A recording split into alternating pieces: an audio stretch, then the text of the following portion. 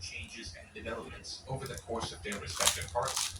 Jotaro goes from being a pure loner to seemingly appreciating the bonds that he made over his trip. There's a brief bit where Josuke has to seemingly learn to become better under pressure, even though it already seemed like he was really good under pressure before this, and this bit of character growth is never referenced or made to seem relevant at any point again. But sure, you could say that there have been moments where JoJo's in the past have changed in some ways and learned some small lessons. But Jolene is the first JoJo who had a complete transformation, and the story itself really is about her transformation. Part 6 is the tale of the young and naive girl being dropped into the crucible that is Stone Ocean Prison, and then growing into the spitting image of her father, a strong, stoic warrior with just as much willpower and determination as any of her predecessors. The prison itself provides a great setting for this growth to happen. At first, she is completely helpless in the face of even normal inmates, being bullied and pushed around, with it initially seeming as though it will be on her father to have to come rescue her and get her out of there.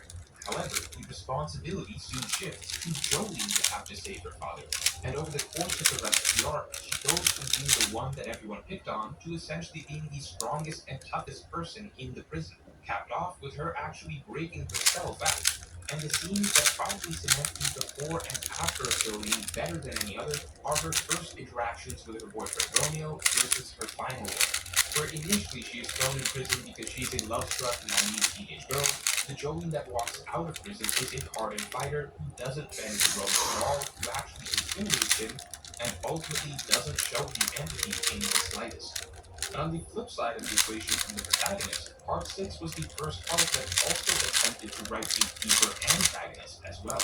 With Gucci, we actually get an extended tragic backstory that helps us at least somewhat understand his motivations. Now, I don't personally think that Gucci is a great villain, and it's important to note that a backstory or fleshed out motivations aren't the only things that make a great villain.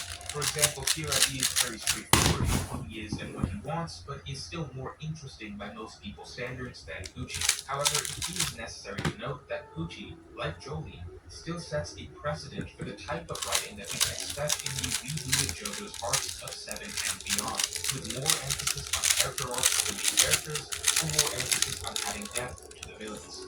And so here we have Part 7. Spoilers ahead, for anime viewers' reference, this part is a completely rebooted version of JoJo's, and it actually became published in a different magazine than the previous parts, with a monthly release schedule. These factors together allowed Araki to not only write a more mature story, but also spend more time fleshing out the story, and it really